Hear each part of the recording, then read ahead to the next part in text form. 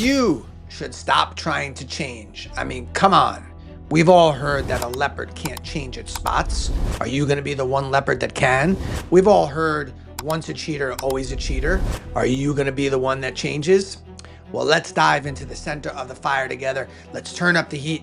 Let's explore this hot topic. I am David Mehler, the creator and the mentor of Man on Fire and the Man on Fire Rising podcast.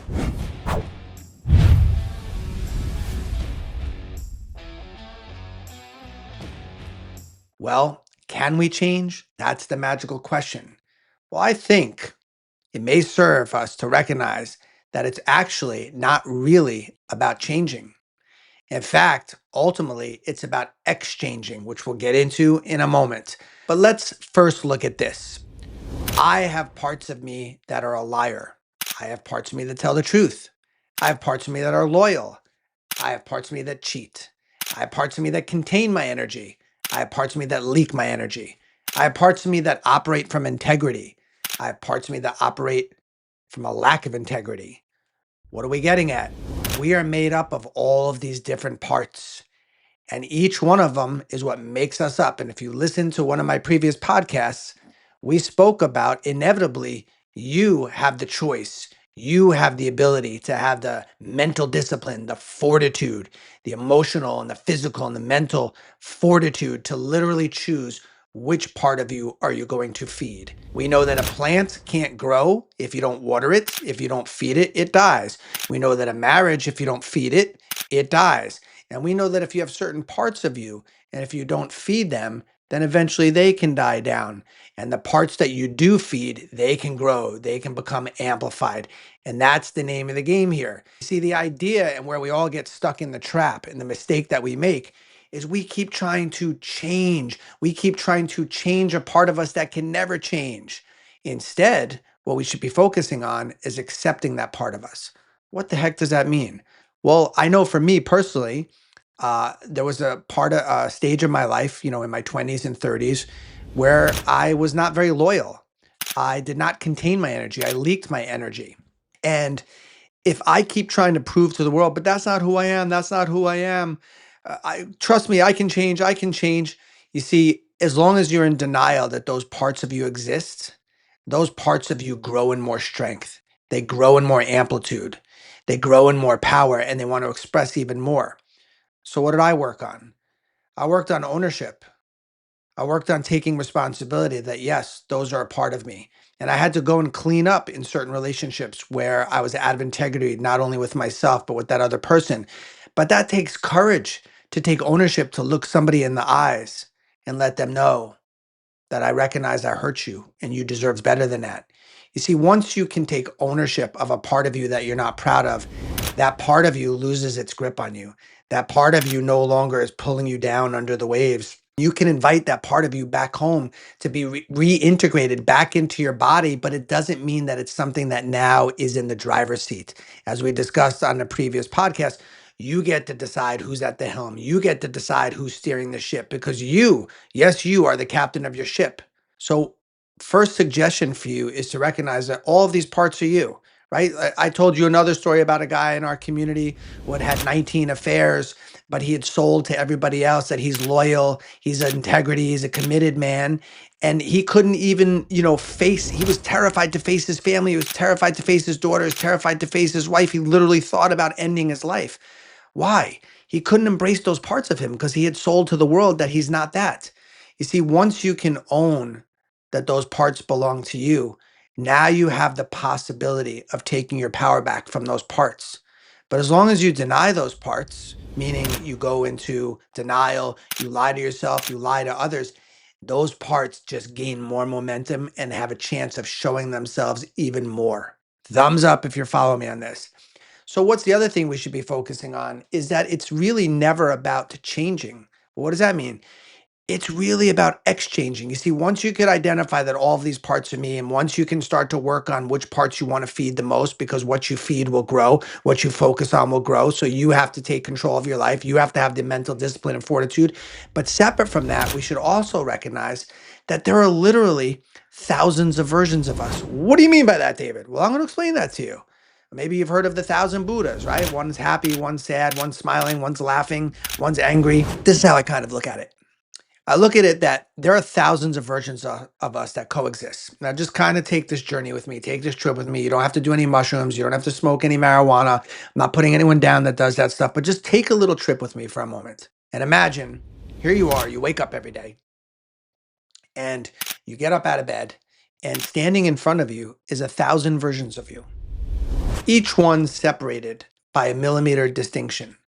And you walk behind them and you decide, well, which one am I going to step into today? Am I going to step into the one that operates from a place of courage, operates from a place of commitment, from power, where I'm connected to my intuition, I'm living from my heart, I've fostered a beautiful relationship with God?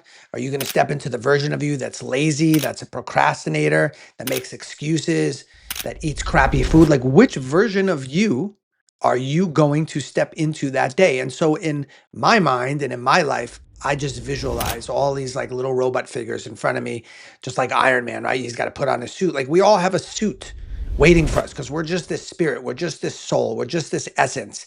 And we know this. The physical body, it's something we borrow.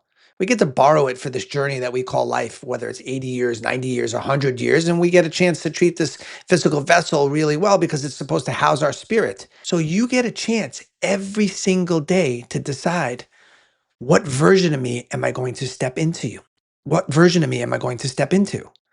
Every day you get to decide, am I going to exchange into this version? Because it's a hell of a lot easier to exchange than to actually change.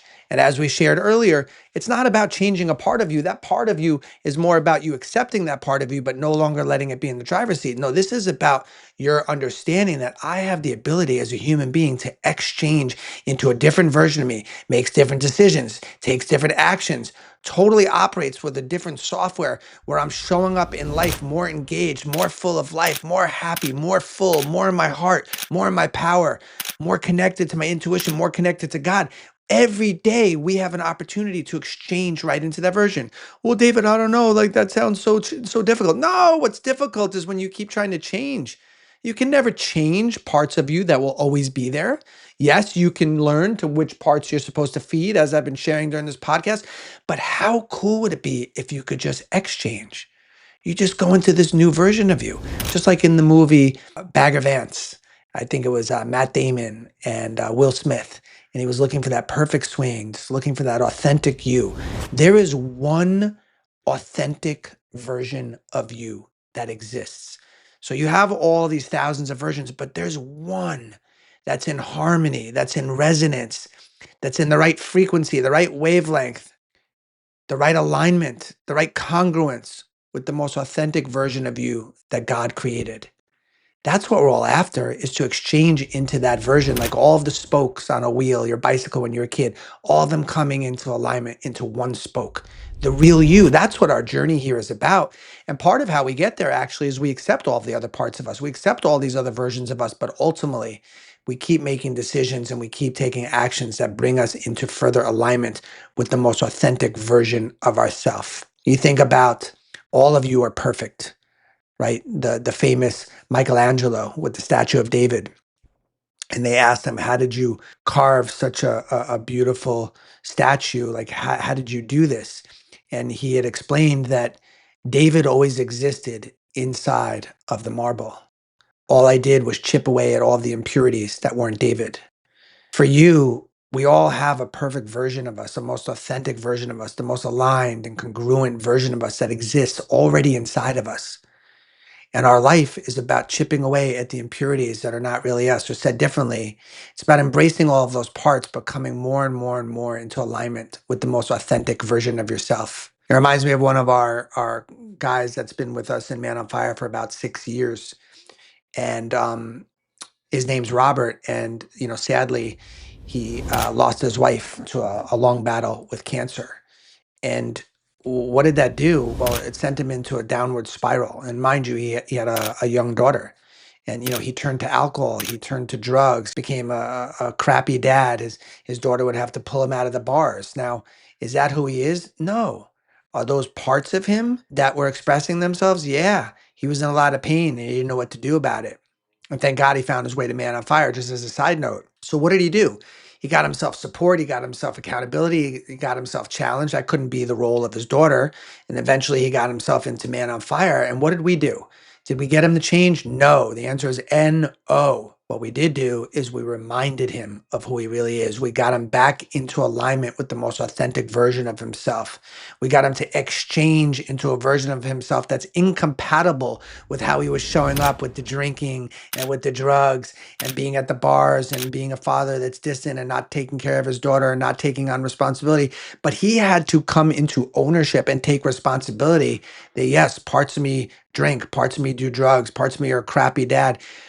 As long as he doesn't deny those parts just quiet down. They get in the back seat. You go back into the driver's seat. You're at the helm of your own ship, the helm of your own life. You take it back to the island called I Love My Life. Congratulations to you, Robert, because here we are. And you're an amazing father. You're a leader in our community. Your daughter couldn't be more happy. You have cleaned up your act where you're now in a more congruent version of yourself because you have exchanged into a more authentic you. And we all applaud you, Robert. So my question for you guys is, are you aware that it's not about changing anymore? It's about exchanging. It's about embracing all the parts of you that you've denied, all the parts of you that you've shunned, all the parts of you that you have shame and guilt over. As long as you keep those parts and you make them wrong, those parts just get more and more steam, more and more energy, and will want to express even more. So my invitation for you is to recognize that you can embrace all those parts. You get to decide which part's in the driver's seat. And you can remember that you always have the ability to exchange into a more congruent version of you that's just a millimeter away, right? We've all heard it in golf. You change the club head of 1 or 2 millimeters and the ball can go 50 to 100 yards in a different direction. The same with you, 1 millimeter distinction. You getting up in the morning, stepping into a new body, stepping into a new life, making a new decision, drinking celery juice in the morning instead of drinking coffee, going to the gym instead of scrolling on your phone. Like we are 1 millimeter distinction away from new choices, new decisions, new actions, and stepping into a more congruent version of ourselves. So why should you stop trying to change? Because you don't need to change. You need to embrace all of the parts of you, the parts you've made wrong and the parts you love. They're all there. They're all a part of the family. They should all be invited back home.